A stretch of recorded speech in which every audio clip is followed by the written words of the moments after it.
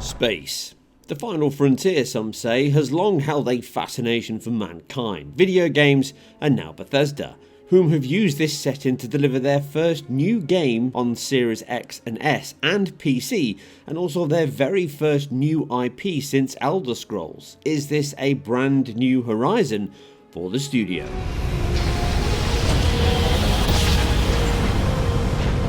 As a galactic RPG rammed with a mix of handcrafted and procedurally generated planets across the Milky Way and beyond, the ability for us to cover it all is not possible. The game has a core story-driven narrative that will lead all players through the same areas by and large, but the 1,000+ something planets will be surplus to that. As the scale is so big, this performance review will break it down into 3 key categories: where it succeeds, where it falls down, and what could be better. Both consoles use FSR2 alongside potentially having DRS engaged. They additionally use VRS, and all these techniques are focused on the best image quality and tightest hold on that 30 FPS rate they both run at, covered in the performance section. The Series X targets 4K as a final output in conjunction with FSR2's reconstruction, and Series S targets 1440p, again via reconstruction. Based on a selection of counts, the game appears to remain at a fixed percentage of this. Counts on Series X under motion were 2560 by 1440, which suggests approximately 66% scale on each axis of 4K based on the PC's menu. Both could dynamically shift between quality, balanced and performance levels or thereabouts, but I found no sections where they did from my counts, noted more in the PC segment.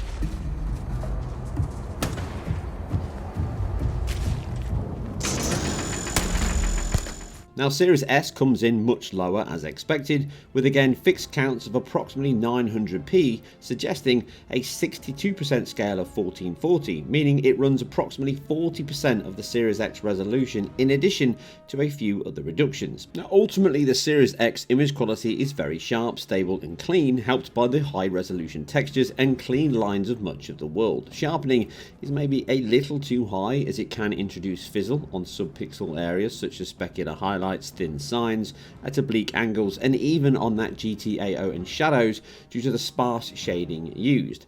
But the presentation is very good nonetheless, and would convince most that this is a native 4K output. The Series S is not so convincing, but still very good, due to the lower base counts presenting a softer, less stable and noisier image than the Series X. Details are less visible and the image shimmer on AO specular textures is more obvious here. The reconstruction to 1440p via FSR2 is decent in slow moving sections, and the space sections do tend to look the sharpest. Any planets with volumetrics, denser fauna and alpha, then the lower pixel counts that VRS and general reconstruction and sharpening passes can cause some breakup and interference. It's never bad, but visibly worse than the Series X, but not to a huge degree. Some of this comes from the lower texture quality the Series S also has over the Series X, with fine details being reduced and MIPS sometimes loading later or using lower quality ones when many are on screen, and in addition many effects are reduced on Series S over the X. Level of detail is reduced mostly in grass and trees and buildings, volumetrics, SSAO quality, shadow cascade and filtering, but nothing too drastic, just nips and tucks to reflect the power difference between the two consoles. In side-by-sides, the Series X certainly looks better than the S, but this will vary on planet to planet and scene to scene. You are not losing much in the visual stakes, and you lose none of the game's exploration, combat, AI and more.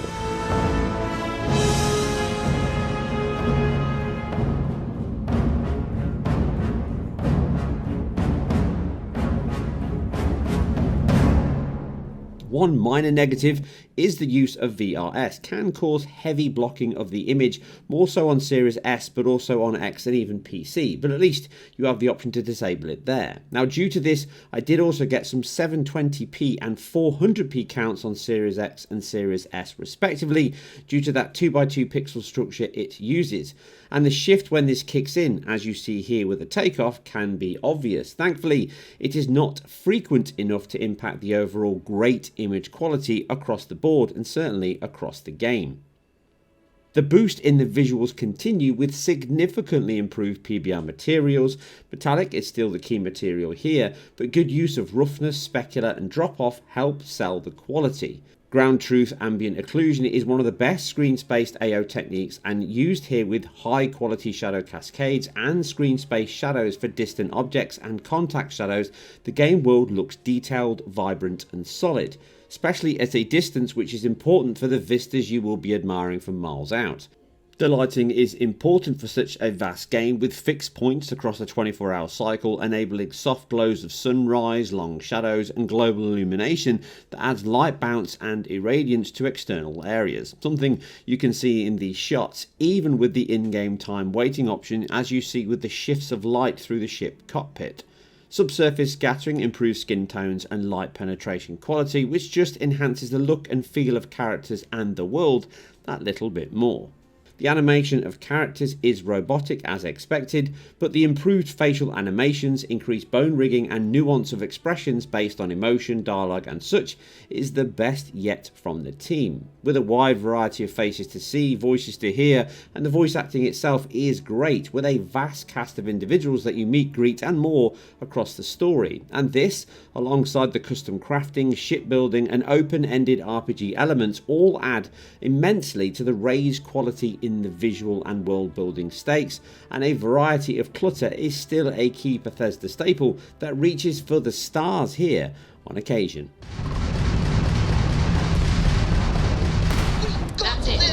Now this is one I never expected to include in the successors, but I'm over the moon about it. Literally, with both consoles targeting 30 FPS like all Bethesda console releases to this day, but as an RPG first and foremost, it's not a huge deal breaker, and our thoughts on the reasons we covered a few months back. Taking the Series X first, across a selection of planets, some of the denser ones such as Atlantis City, then it holds a very consistent 33 millisecond frame time, meaning we see some of the most stable performance of any Bethesda title at launch in many a year.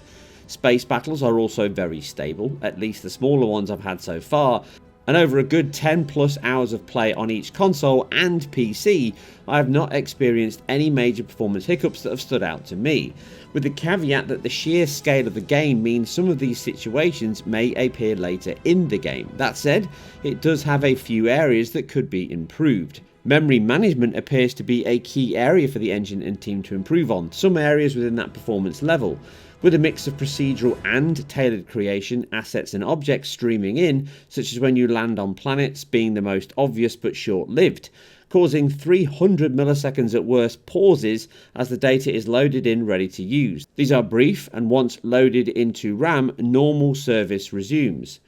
These also crop up during combat or exploration of bigger cities, causing brief stutter from time to time that can see the FPS into the mid-20s at worst. Again, all short-lived and point to some areas of streaming which are likely on a patch list for the team. In a selection of combat, both in and out of buildings though, the readout so far at least is very good on both consoles, with the closed off internal segments being the best of all across all platforms, as the render and engine load here is less intensive, as these are, as noted in our preview last year, much like the previous games, all hand-built closed off segments separate from the open planet design outside, and therefore they put less pressure on the hardware. The Series S delivers almost an identical performance rate and shows the team have worked hard to ensure that the console did not suffer over its bigger brother, and reinforces the cutbacks made to ensure similar levels in my tests. The same streaming and loading stutter is to be expected, slightly worse here when it does, and even some dips in the denser planets may crop up, but considering the size and scale of the game's ambitions, this is the best option, and I'm sure the game is often flipping between CPU, GPU and memory bound, again as we noted in our preview, and by running at 30 FPS this gives each frame a full 33 milliseconds to complete. Above this level the performance rates would likely not be as solid, and certainly not as consistent on either console, as noted in the PC segment shortly, and thus the choice of 30 FPS is the correct one, as we have no major issues to speak of, and I was very impressed with the density of Atlantis, the NPC count, that neither console had any big areas that would cause prolonged dips under 30 FPS, and it is heavily CPU bound in these areas.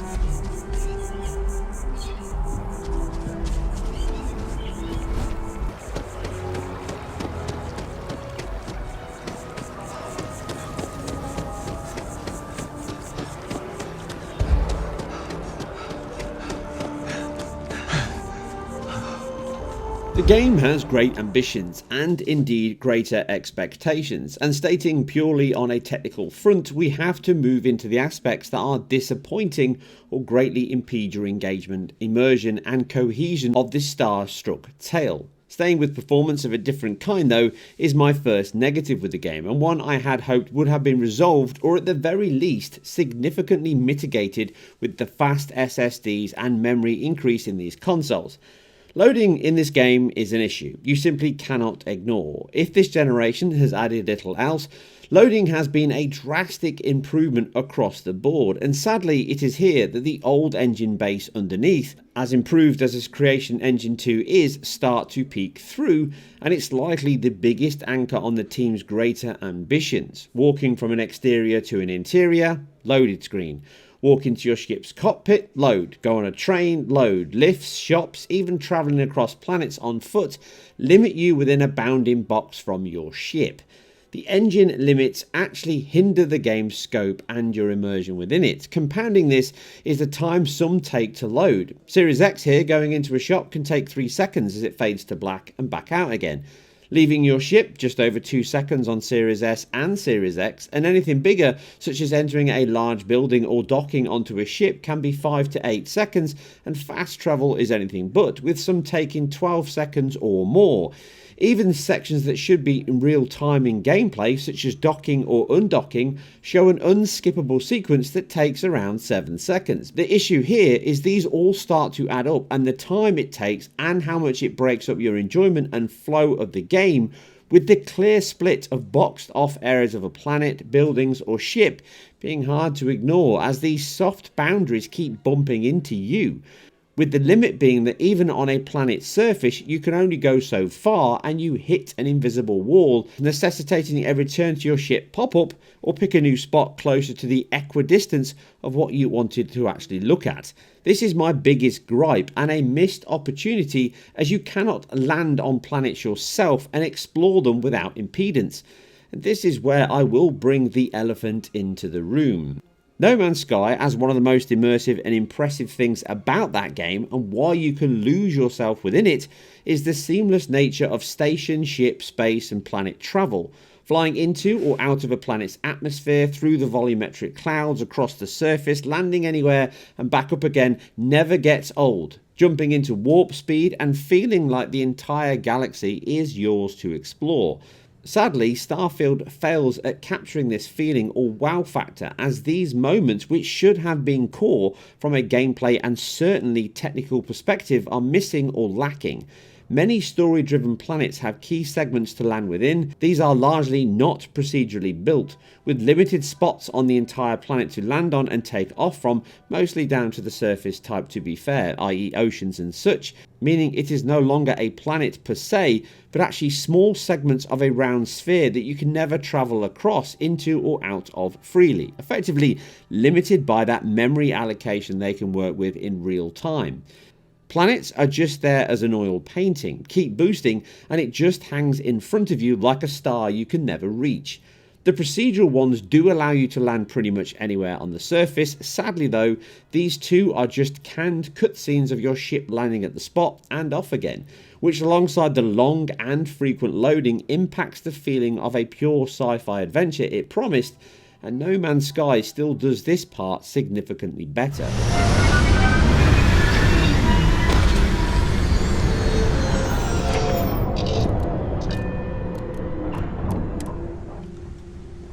The cities and habitats are much bigger, fuller and lively in this sense, and No Man's Sky simply cannot compete with the high budget of characters, branching story, voice acting, combat and richer places to visit being a highlight. The problem is, it feels like all previous Bethesda titles in so many regards that the space exploration element plays a back seat to these fixed and limited denser areas, mixed up with barren rocks, sand dunes, monsters and little else to look at. In fact, in many ways it feels like an enhanced version of Fallout, meaning the heart of the game is within that linear narrative which has those RPG elements that make it your very own, but it fails to bring the galaxy into a Bethesda world.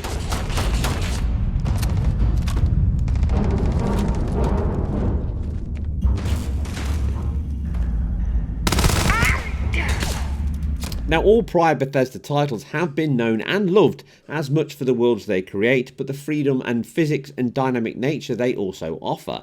And Starfield does the same here, with a data-driven engine driving AI, object destruction, combat, dialogue, with heavy use of state models for many of these. Physics are key, and work as well here as before, mostly anyway, but really are no better and have not seen the same improvements, to the same degree at least, as the visuals, and in some ways can actually be worse. You still get crazy physics of bodies bouncing, high friction on contact, deflated balloon-like deaths, and even sticking to railings or just bouncing off into orbit. AI is still pretty terrible, with enemies just strolling around without a care in the world as you shoot them in the head, or even just standing in fridges alone staring at walls. It can get lonely in space, I suppose.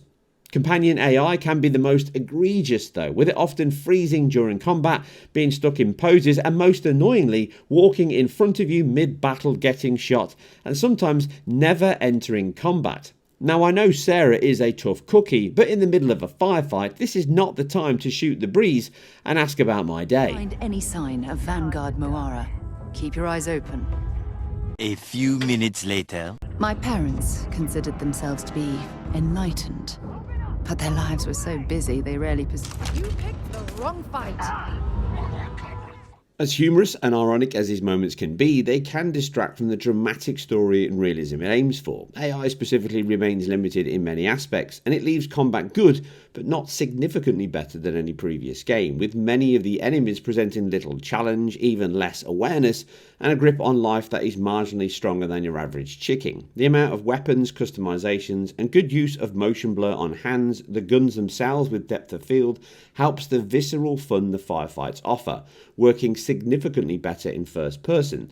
Not a surprise when id Tech helped the team out in some visual embellishments. As fun as they can be, it does not differentiate itself sufficiently from prior games. The space battles, although a welcome change and some missions use the setting well, they never feel complete enough, and dogfighting, at least in my playtime so far, is good, but bigger battles, more dramatic set pieces would have helped immensely here. Fundamentally, more could be done here to elevate all three aspects of the title, and none of this is due to the hardware limits covered next. The shields are back! When did that happen? Now, being a DX12 title, then shader stutter is a potential issue. Fear not though, as the game pre-builds these on first boot, and on my AMD RX 6800 with a 5600X CPU, it took approximately 45 seconds. Once done, I never saw a single hiccup or stutter that I could attribute to shader compilation at least, so a strong start for Bethesda here. It continues with options with 4K plus possible, 120 FPS, possibly more, and a wealth of tweaks to visuals and world density can be made. They're not the most exhaustive, but decent nonetheless. No detail on what each option does aside some text, so a visual guide or transparent menu here would help. They scale performance on my AMD rig here at 4K FSR2 reconstruction using a 65% scaling factor, roughly 1440p. Now, of note is the menu has a DRS option, but this also appears ornamental currently, or it's set far too soft to make an impact. Multiple counts when my machine was at 4K 100% scale at 30 FPS levels, all counts were 4K. Backing this up with performance testing on versus off at Ultra saw 0% uplift, and points to the fact that it likely doesn't work. Maybe a later update will enable on PC and console, which is why I found no shifts in resolution from this review code build at least. With the machine high at 65% scale, we will see 60 FPS mostly on interior sections and firefights, but out on planet surfaces you are GPU bound and possibly bandwidth, with mid-40s at best here. CPU is not the factor at this section, but in the dense NPC areas this shifts, and now AI path finding, animation, draws and more push the bottleneck onto the CPU as we surmised in our preview. And now the CPU is barely above 30 FPS, reinforcing the console cap, which would require a far more powerful CPU than my decent 5600X here, and even GPU, as at 1080p the 6800 can still dip into the low 50s due to GPU workloads. It does utilise threads across the CPU very well, but it still has a tendency to rely on that one main worker thread, which is likely to be the main bottleneck most of the time when you are CPU bound. As such, a variable level of performance is required, or 1080p with a mix of medium settings on this machine may get you a 60-ish level, with weaker hardware needing to really target 30 FPS.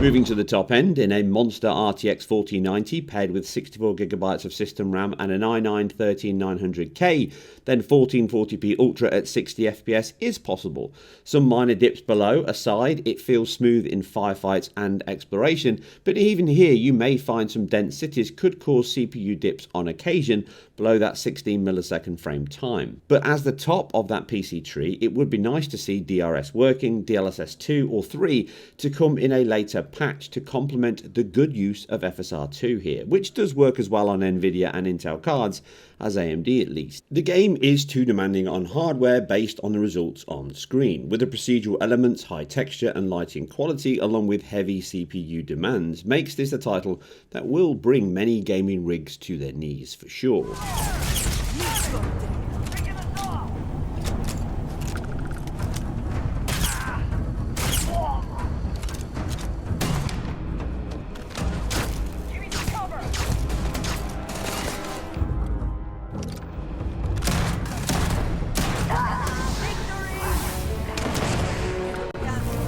Starfield is the biggest Xbox and Bethesda game for the past 5 years at least, and on a technical front it does a great many things right. World details, PBR materials, lighting, nailing that 70s sci-fi visual fidelity with clear Alien 2001 and more design cues and stylistic flair. From the wealth of the shipbuilding elements, character model improvements to space battles, pirate bounty hunters and mystique, it reaches for the elites of this world.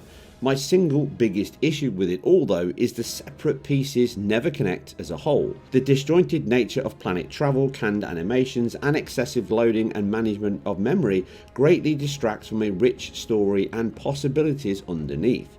From AI that cannot stay alive or out of the line of fire, a lack of great set pieces or wow moments, at least in the first 15 hours or so of the main story, the quality, performance and scale is very impressive, with the PC and console versions being demanding, but the best yet for a launch game. I am sure Xbox and AMD helped the team out on that score, but ultimately it is another good, dynamic and fun game from the studio, one that you will lose hours in for sure, but one that fails to reach the star it lit up in 2018 in many ways. Elder Scrolls may be old and dated now, but relative to the time, it still takes the helm of their most pioneering game. Maybe with patches to come, they can improve the pitch on this Starfield. We got a rook on deck. Good to see Constellation getting some fresh blood. And that's it for a deep dive into space, ships, PCs, pixels and all things computer and video game related. Remember, if you like what we do here on IGN Performance Reviews, then keep it IGN, and we'll catch you in outer space.